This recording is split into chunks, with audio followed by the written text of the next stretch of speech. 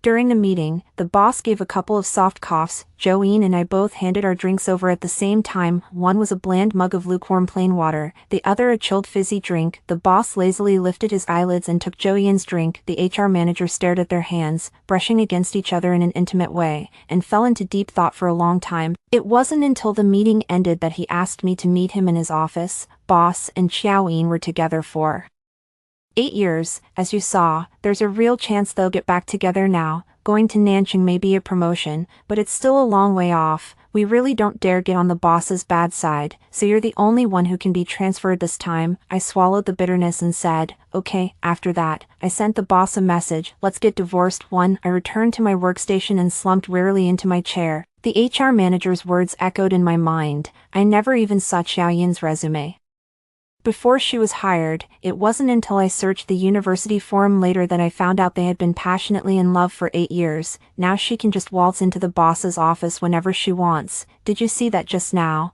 Boss took the water glass Xiaoyin had been drinking from and took a sip himself. How is that any different from an indirect kiss? Thinking about this, my chest felt tight, as if stuffed with a heavy wad of cotton, stuck halfway, unable to go up or down. As I was staring at the transfer contract on the desk, hesitating, a coworker tapped the tabletop and softly reminded me, Mr. Pei wants you to come to his office. I replied, okay, put the unsigned contract in the drawer, reached the top floor. Just as I was about to knock, Pei Su grabbed my wrist and pulled me into his arms. A cool cedar scent enveloped me. He rested his chin against my forehead, his voice soft and tender. It's probably because the projects under your charge are too much of a headache.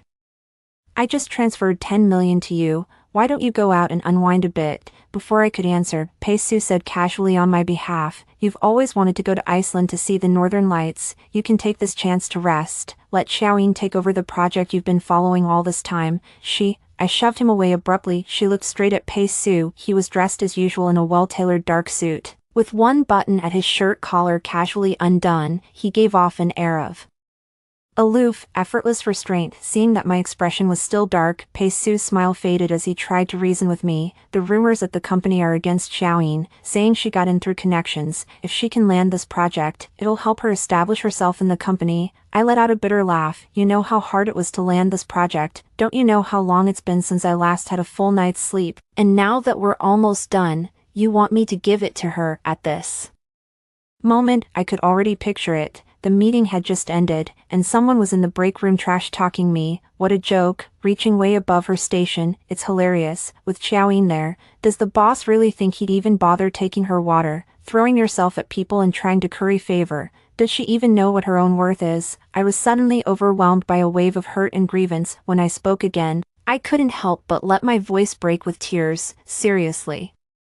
let's get divorced. Even I think now that you and Xiaoyin are the real couple. He saw me with red-rimmed eyes. Pei Su, who had just been about to get a little impatient, suddenly froze too. Pei Su looked down at her from above, and but before he could finish, the lounge door was pushed open. Xiaoyin sauntered in gracefully, stretching lazily as she said, Pei Su, not bad. You even remembered that I'm a light sleeper. You changed the curtains to heavy blackout ones and even got me a pair of headphones. I'll give you that. You do have a conscience. Her eyes met mine, and she froze mid-step, saying apologetically, did I interrupt you too? I'm leaving now. Xiaoyin gave me a flattering smile. She grabbed her bag and was about to leave. Just as she reached the door, she suddenly remembered something and turned to smile at Pei Su. Oh, by the way, He said he's been under a lot of pressure lately and keeps insisting we all get together for a meal to unwind. It's raining outside. Can I hitch a ride with you? Pei Su didn't answer. He looked at me, said in a low voice, you know him, we've been close since college. It was just a dinner. After taking a deep breath, he said softly again, I'll explain everything when I get home tonight, okay? If you're sleepy, go ahead and sleep first. I'll remind Aunt Wong to warm you up a glass of milk. I lowered my eyes. In my peripheral vision, I could see Xiaoyin's haughty demeanor and the challenge in her eyes. Thinking back on it now, no matter how much of a scene I made, Pei Su would always brush it off with a casual, we're in the past now, my lawful wife is you. Then I thought of that transfer contract again. I dug my nails into my palm and forced myself to stay calm. I'll wait for you. After all, we still need to talk things through about the divorce. 3. My answer was a long, drawn-out silence. It wasn't until I looked up that I saw Pei Su had already gone out with Xiao Yin. I could only faintly hear Xiao Yin's playful laughter. Didn't expect your wife to be such a little green tea. Seriously, look at her. Doesn't it break your heart? Pei Su's expression remained cool and indifferent, his face blank. I've already explained this countless times. We broke up peacefully because there was no feeling between us. There's no chance of getting back together. I have no idea what she's getting jealous over. The rest of the words vanished the moment the elevator doors closed. I gave a wry, self-mocking smile. What I once thought was the perfect marriage turned out to be nothing more than a joke. I didn't hesitate any longer. I went back to my desk. I briskly signed my name on the transfer contract. Look on the bright side, although Nanjing was miles away, it was much closer to home. Then I'd also have time to spend with my parents properly, for it was pouring rain. Pei Su had arranged for a driver, but the car was parked a long way off, because he had said he was worried that if our marriage were made public, rumors and gossip would work against me. After all, I'm just a somewhat attractive small-town overachiever. No matter how you look at it, I don't seem like someone who could end up on the same household register as a blue-blooded young master like Pei Su. President Pei hired a chef, the one from that restaurant in Italy you said was delicious. President Pei brought the whole chef team over. The driver pulled over and reminded me, "Please enjoy your meal. The new Hermes item will be delivered soon." I froze. A deep sense of helplessness washed over me. He's always like this. It almost seems like he's very kind to me, but then again, it almost seems like he treats me terribly. Just as I was lost in thought, Pei Su's call came through. After I answered, I realized it was probably a misdial. Someone on the other end was sighing and said with unmistakable regret, "Pei Su, even now, seeing you sitting together with Xiao Yin still leaves me feeling pretty bitter about it. Back then, you two were so in love. 8 years. How many 8-year stretches does a person get in a lifetime, and then you just called it quits? You had no idea. When you and that Zhou Anxia got married, we even told Xiao Yin that if you wanted to crash the wedding and steal the bride, we'd all back you up." My breath hitched. So it turns out the hostility I felt whenever I was with brother Pei Su wasn't just my imagination. They had never liked me. And then I heard Pei Su let out a helpless laugh. "Back off. What are you trying to steal a wedding for? Zhou Yin and I really have no spark left. 8 years is a long time. We've become more like family. Only family can stay together for a lifetime." Zhou Yin snorted and cut him off impatiently. "And you can guarantee you'll never get tired of that bland, boring wallflower. So why aren't you home with her tonight? Admit it. Pei Su, you're just caught up in the novelty of it all. Look again in 8 years. No, you'll probably be bored in 3. A long silence followed. All that remained was the heavy sound of Pei Su's breathing. He didn't object. I also breathed a sigh of relief. Luckily, I've already decided to leave. Sunk costs should not factor into major decisions. It's not too late to cut your losses. 5. Late at night, Pei Su walked in just as I had finished organizing the divorce papers. "Pei Su, my apologies. Chairman Pei has had a bit too much to drink," the driver said respectfully as he settled him onto the sofa. Everyone drank quite heavily and ended up staying at the hotel. Only Chairman Pei insisted on coming home to be with his wife, but the rain was too heavy, and it ended up delaying us on the road. I glanced at Pei Su. He was lounging lazily on the sofa, his eyes were pitch black, and the drunken haze had given his features a slightly disheveled look. Right then, his gaze was unfocused as he looked at me like a bewitching spirit, and said, "Honey, come here." The driver tactfully slipped out and closed the door behind him, just as I let out a breath and was about to head into the kitchen to make some hangover soup. I heard Pei Su mumble sleepily and call out instinctively, "Xiao Yin, Yinin." Plink, the spoon clattered to the floor, it shattered into pieces. Aunt Wang heard the noise and hurried out, flusteredly picking up the broken pieces and trying to comfort me. "Please don't be angry. 8 years of being in love just means some old habits linger without us realizing it. In the end, the one he married home was still you, wasn't it? The fact that he went to such lengths to win your heart back then is proof enough that, sir, the one he loves is you." I didn't argue, because I knew it in my heart. I've had enough of this kind of life. Within this year, no matter what Pei Su and I were doing, Xiao Yin's call would instantly summon us back. Today, my car got rear-ended. Tomorrow, I'll be stalked by some creep. It wasn't until 2 months ago, when Pei Su had her stay by his side, that he finally felt at ease. Those little things, tiny as sesame seeds, were enough To drive someone to the brink of collapse. From this day on, I don't want to wrong myself anymore. 6. I don't want to see Pei Su ever again. I don't even want to talk it through properly anymore. So while Aunt Wong was making hangover soup, I took the opportunity. I packed up all the luxury items Pei Su had given me, stuffing them into 18 large suitcases. I hired a truck. I left this home. 7. I booked a presidential suite at a hotel near the company. I planned to stay here until my transfer. Once I'd made up my mind, even waiting one more minute felt unbearably long, so I arrived at the company early, and after placing the divorce papers on Pei Su's desk, she immediately found the HR manager to ask when they could leave at the earliest. He was reviewing the documents when suddenly, he heard someone outside calling for help. We exchanged a glance, we rushed out and realized it was Xiaoyin who had fainted. Everyone panicked and had no idea what to do. Then I remembered Pei Su had mentioned that she has low blood sugar. I was just digging through my bag for some juice, ready to give it to her when Pei Su rushed over in a hurry. Without a word, he shoved me aside and said coldly, "Get lost." He was incredibly strong. I stumbled a few steps, but still couldn't keep my balance. My calf struck the corner of the table, and blood gushed out, but Pei Su didn't see it. He only asked sharply, "Did you call 120? After getting a positive response, he gently patted Xiaoyin on the shoulder. Only after receiving a faint response did his tense body finally relax. He took the glucose tablets from the assistant again and placed them in Xiaoyin's mouth. 5 minutes later, Xiaoyin slowly came to. The ambulance arrived too. Pei Su stood up and said calmly, "I knew you had this old habit. I've kept glucose tablets on me all these years." It wasn't until the two of them had left the company. Pei Su didn't even spare me a glance. I took a photo of my injured calf and sent it to Pei Su. I took another leave and went to the hospital alone. After getting the wound treated, I turned on my phone. I saw that Pei Su had transferred 10 million yuan to me. How could you be so careless? Make sure to use the best medicine. I still have something urgent to take care of, so I can't stay with you for now. I stared at the countless zeros in my bank account balance. I nodded obediently and said, "Okay." 8. The HR manager told me that as soon as the contract for this project I'm working on is signed, I can leave. Immediately, I calmed down completely and said, "Thank you." I headed straight back to my desk to check the final wrap-up of the project. I barely got any sleep all night. It was only then that I finally got all those plans organized, when I happily reached out to the client. But then I heard the other party's secretary say, with evident confusion, "The contract was signed yesterday." In an instant, I broke out in a cold sweat, and my mind went completely blank. "What do you mean? What do you mean? What do you mean?" the secretary said, baffled. "Mr. Pei personally brought people over to sign it. Although the final closing part wasn't as perfect as the earlier proposal, its merits outweigh its flaws. So, in order to, bang, a small party popper went off inside the company." What followed was applause from Pei Su's secretary. "Congratulations to Xiaoyin for landing the big deal, Mr. Pei said everyone's bonus will be doubled." Xiaoyin was surrounded by a crowd, her face flushed as she accepted the congratulations. I kept a stern expression.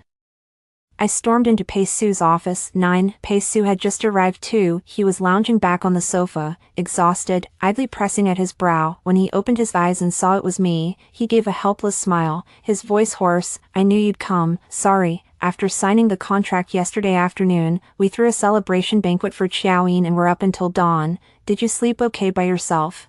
I glanced at the divorce agreement on the table, still untouched. He looked away and asked coldly, "Why did you give my project to Xiaoyin? I don't care how she got into the company by bending the rules, but now she's hurting my interests." "And Xia," Pei Su interrupted wearily, frowning, "am I short on money? You came all the way here to question me over a bonus of just a few 100,000. I told you, this is to help Xiaoyin get a solid foothold." Seeing me tremble all over with anger, only then did he say, as if giving in, "All right, once she's stronger and can stand on her own, I'll transfer her away. I remember there's an opening at the company in Nanjing. When the time comes, I'll transfer Xiaoyin there. Please don't fight with me over these little things, okay? I'm tired too." Pei Su slowly raised his wrist. He glanced at the time. He strolled leisurely over to the desk. His eyes landed on the divorce agreement and suddenly came to a halt. He had just picked it up and was about to take a closer look. The office phone rang. Pei Su's face was cold as he tapped to answer. The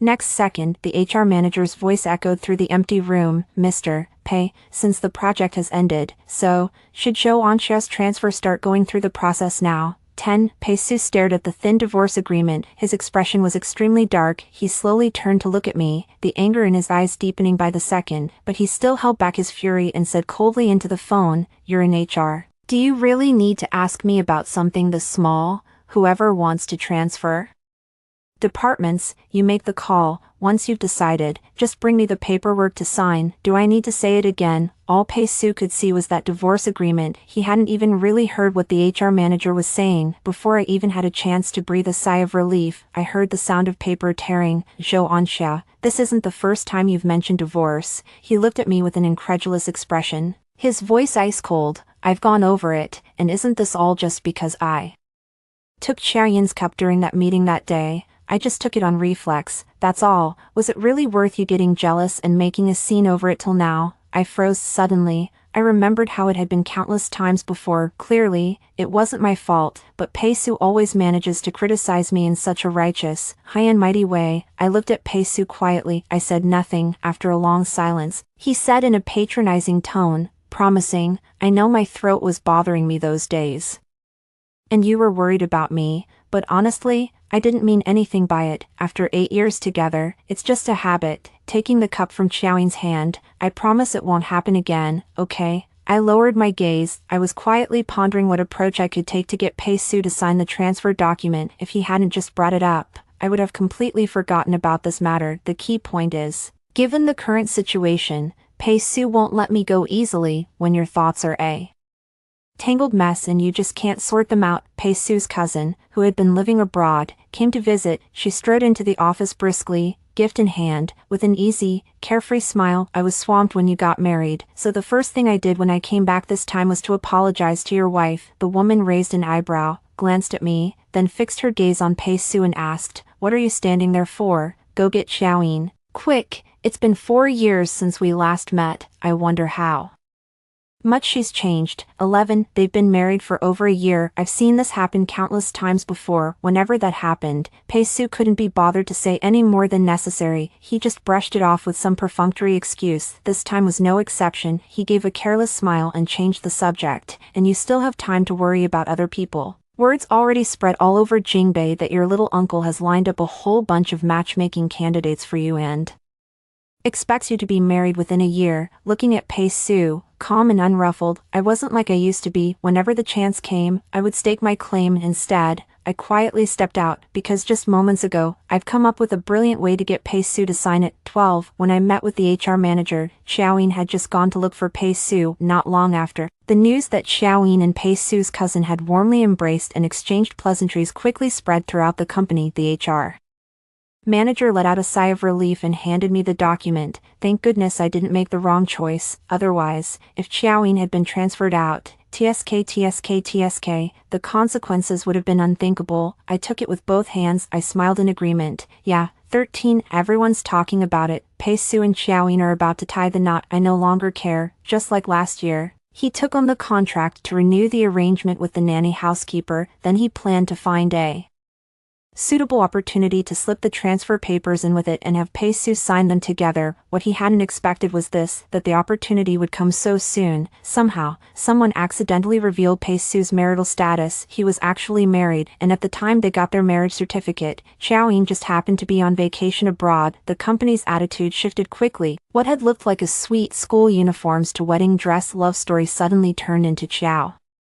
Yin being branded the other woman. I took advantage of the chaos to go upstairs and look for Pei Su. Xiaoyin was inside, sobbing. Everything was just what they assumed, from start to finish. "I never said I was your wife, and now look at this. I didn't do a thing, and somehow I've become the target of everyone's criticism. Do you know how nasty they were? They called me a homewrecker outright, and even said that the project I just signed was something I'd slept my way into." Tears choking her voice, she looked at Pei Su with her face flushed red, biting her lip in humiliation. "Was it Zhou Anxia who deliberately spread the rumor? Ever since I joined the company, she's made it pretty clear she doesn't like me. Doing this now is just her way of pushing me out, isn't it?" "Fine, Pei Su, I admit it. We've been together for 8 years, and ending up like this is my own fault. I'll go, Xiaoyin." Pei Su looked calm as he grabbed her wrist, gently comforted her. "There's always a way to work things out. Don't act rashly. You have no work experience." And you can't even keep yourself steady. Where else could you go if you leave here? But I'm being talked about and cursed at all day long." Pei Su stood tall and imposing, looking at Xiaoyin, who was on the verge of breaking down. He gave a helpless smile. He turned Xiaoyin around by the shoulders and said in a coaxing voice, as if soothing a child, "As long as I prove I'm single now, those rumors will fall apart on their own. A divorce is just an act. In a while, once everyone has forgotten about this, I'll transfer you to a branch office, then find another chance to publicly announce my relationship with Xia. She's always wanted me to go public. If I use this to talk her into a fake divorce, Xia will definitely agree." At that moment, it felt like my heart skipped a beat, even though she had already prepared herself to leave. But when she heard that Pei Su would go to such lengths for Xiaoyin, her throat still tightened painfully with bitterness, yet the sadness vanished in an instant. I took a deep breath, clutching that stack of papers, pushed open that door. 14 These past few days, Pei Su has been helping Xiaoyin move, doing everything himself. He hadn't gone home, naturally. He had no idea that I had moved out. The moment our eyes met, a hint of impatience crossed his face. "What are you doing here?" Pei Su seemed to remember what Xiaoyin had just said. He sized me up with a wary look, his tone carrying a hint of warning. "Could it be that you're here to ask me to fire Xiaoyin?" I held back my anger. She feigned a casual air and shoved the stack of contracts into his arms. "These contracts all need to be renewed. You were also the one in charge last year, so, got it." Pei Su took them with a cool, indifferent expression, muttering under his breath as he wrote, "It's just a small matter. It's not like you can't handle it yourself. You had to come looking for me during work hours. Are you really that unable to be without me?" As he spoke, he let out a cold snort and handed me all the signed documents. "If you want to see me, just say so. Using an excuse like that is far too childish. Oh, and one more thing." Pei Su cleared his throat a little awkwardly, turned his head away, and didn't meet my eyes. His voice was hoarse as he said, "There's been some gossip at the company, and it's very bad for Xiaoyin. The only way to fix this is for us to fake a divorce, to prove she isn't the kind of woman people are making her out to be. Don't worry, once this blows over, I'll register our marriage right away, then find the right time to make our relationship public. Making our marriage public is your dream. You'll agree to this, won't you?" I lowered my eyes. My body trembled a little as I struggled to hide my emotions, but in Pei Su's eyes, that looked like sad tears. Suddenly, he couldn't bear it anymore. "Xia, don't be like this. At most, in a month, we can go get our marriage certificate again." I didn't dare waste any more time. I tossed out a quick "okay" and hurried downstairs, afraid I might change my mind. Pressed by Xiaoyin, Pei Su went to the Civil Affairs Bureau that very afternoon. At the time of parting, Pei Su looked at me. "Once I've handled the public backlash, I'll come home and stay with you." I stopped in my tracks but didn't turn around. "Pei Su, there's no chance for us anymore. Tonight, I'm leaving Jingbei tonight." 15 Watching Xia's retreating figure, Pei Su suddenly felt a strange sensation in his heart. She was very well behaved, but whenever it came to anything related to Xiaoyin, she was like a cat with its fur all puffed up. But now, it was different. She could actually accept it so calmly, accept that he was together with Xiaoyin for some reason beyond his control. Pei Su took a step forward, wanting to call Xia back. "Pei Su," Xiaoyin tugged at his sleeve and muttered somewhat reluctantly, "there's still a month left in the cooling-off period. If you go after her now, wouldn't all your efforts be wasted?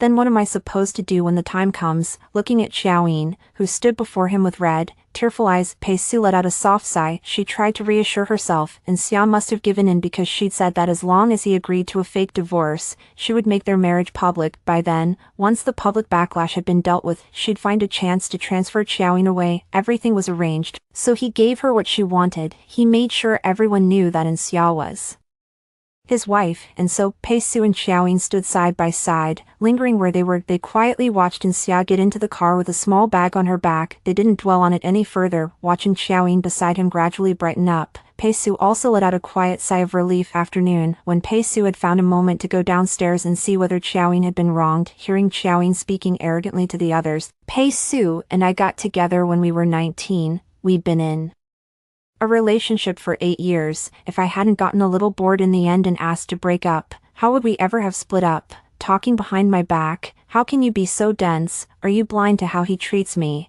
If he really had a wife, why hasn't she come forward to say anything?" Surprisingly, the person Xiaoyin described as utterly vicious didn't even attempt to defend themselves. They simply exchanged a meaningful glance with each other before quietly dispersing. Pei Su stood frozen, In place, a long while later, he casually called out to the cleaning lady and asked, "Do Xiaoyin and I look like a couple?" My aunt found it baffling. "Isn't that right? Even if it isn't, we're only one step away from breaking the ice, aren't we?" Pei Su suddenly remembered that Xiaoyin had suspected Xiao of spreading the news because of the official announcement. He asked again, "Then what do you think of me and Xiao?" Her aunt burst out laughing as if she just heard the funniest joke in the world. Last time Xiaoyin fainted, and Xia had meant well and wanted to give her some juice. You didn't say a word and rushed over to shove Anxia to the ground. Her calf was bleeding badly. I was the one who saw it and gave her a quick disinfecting treatment with iodine, and you say it was her. No one would believe that, not even a ghost. Anyone who saw that scene, even Anxia's enemies, would feel vindicated. The air seemed to freeze. Pei Su stood frozen in place. A number of bad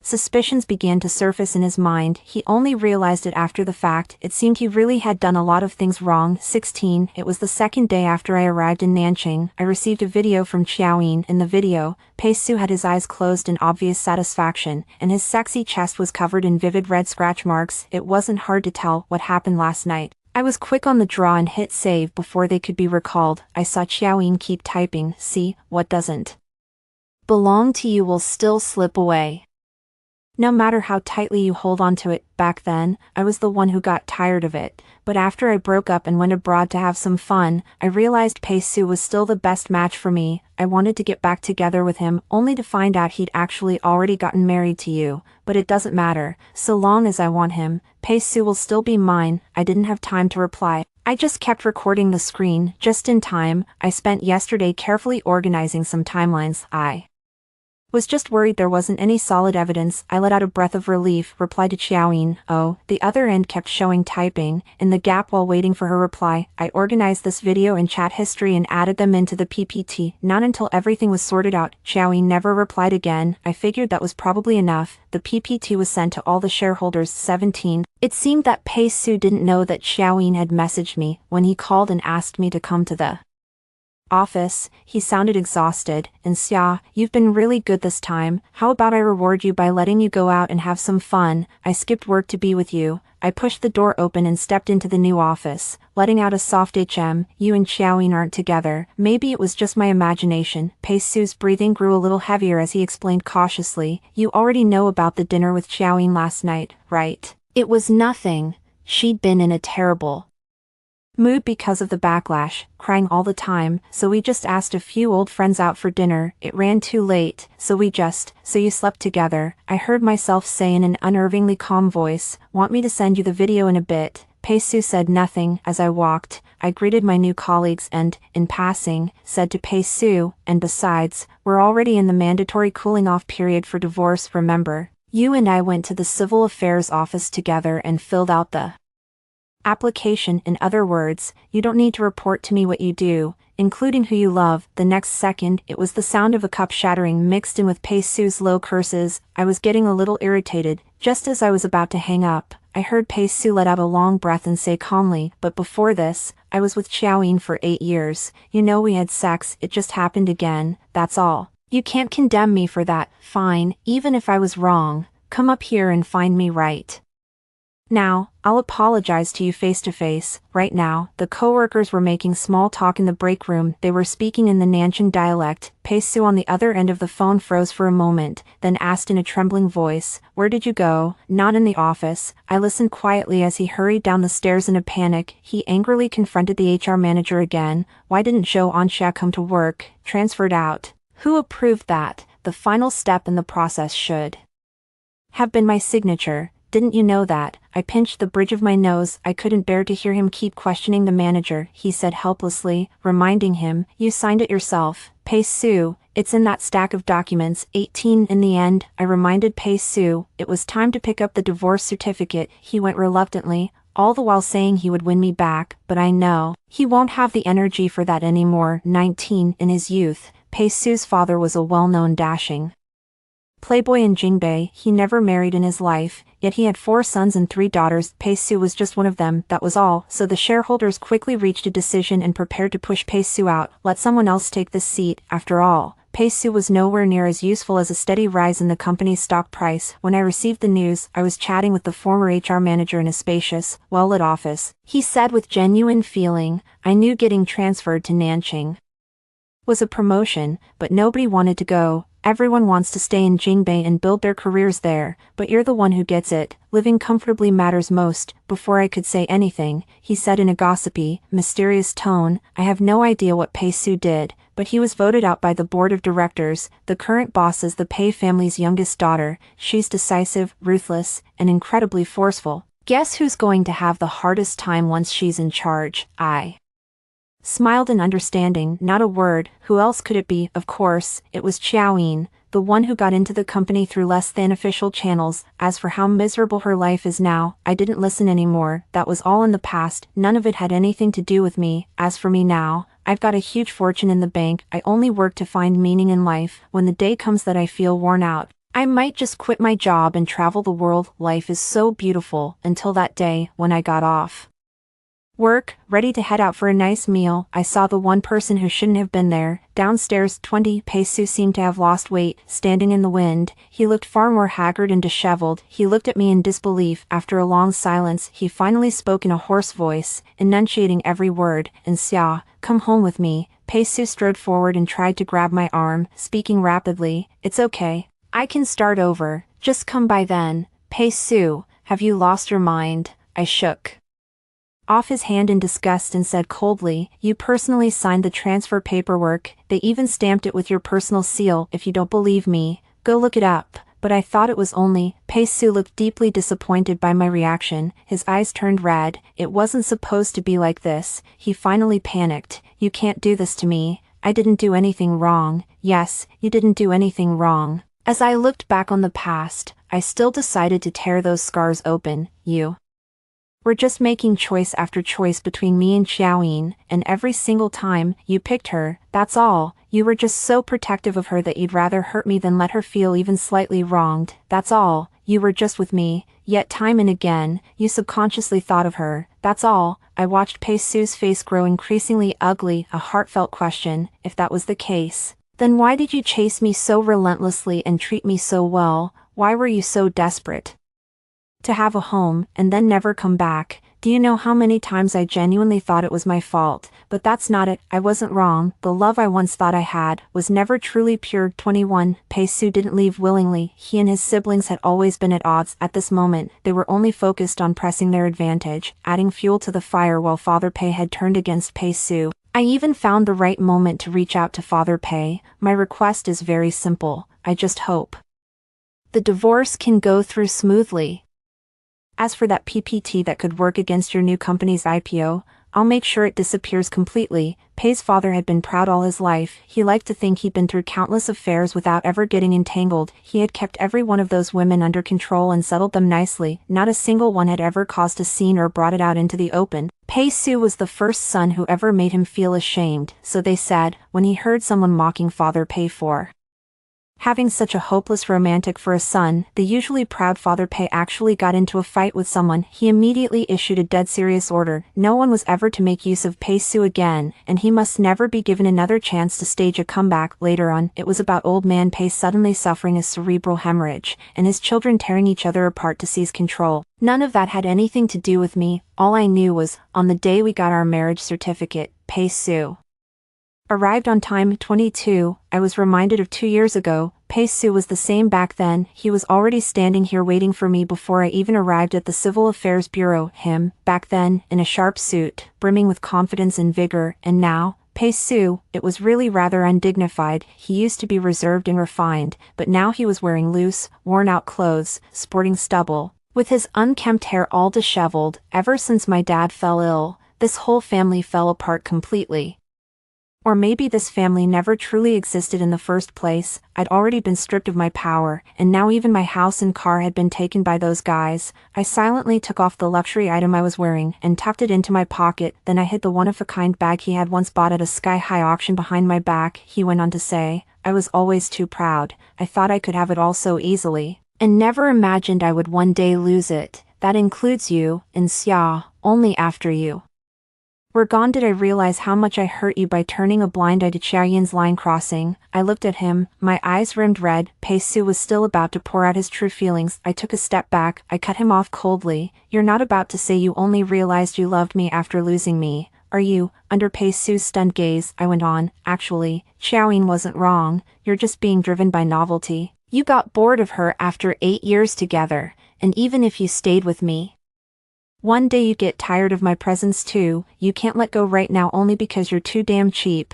What you always want is the thing you never got. The moment the word cheap left his mouth, Pei Su's body visibly bent forward. He lowered his eyes, as if he no longer wanted to hear it, and strode quickly into the Civil Affairs Bureau. Let's go. I'll give you your freedom. 23. Got the divorce certificate. Pei Su stood in the blazing sun, staring at me in a daze. Once I've saved enough for a plane ticket to Nanjing, I'll come see you. We'll meet again, won't we? I said nothing, and I didn't tell him either. Over the past year, feeling guilty, he's already given me enough money. As long as I don't spend it recklessly, it'll be enough for me to live comfortably for the rest of my life. So I've already quit my job. I'm getting ready to leave Nanjing, head to a new city. From here on out, the road stretches far beneath the sky. As for Pei Su, we won't meet again this time. I think I will. Perhaps freedom is the better choice after all. The end.